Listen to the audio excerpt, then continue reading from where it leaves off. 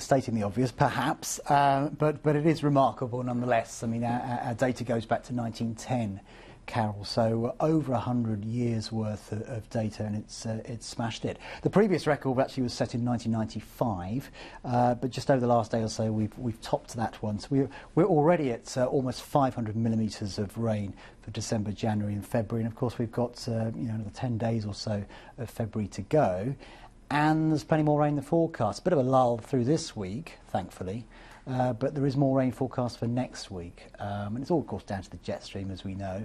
Remarkably strong jet stream through this winter. That's what's been generating these storms, a succession of storms across the Atlantic.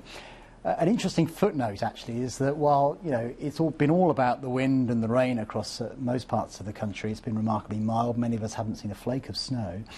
In Scotland, we've got phenomenal amounts of snowfall.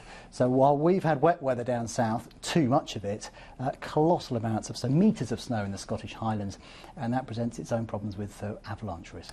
Yes, good news at least for some skiers. But just coming back to this statistic, we're talking about nearly 500 millimetres of rain.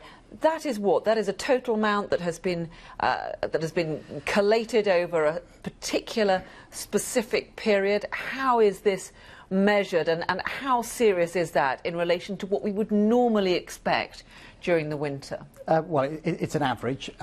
We have rain gauges all over the country which add up the rain each day. Winter as a whole is taken December, January and February. For some places that's well over double what you'd normally expect through winter. So that's just a measure of how wet it's been. Of course, some places have seen far more than that. Parts of Dartmoor, for example, almost double that amount of rain. Parts of eastern Scotland perhaps haven't seen that much, but for most of us, it's been wet, hasn't it?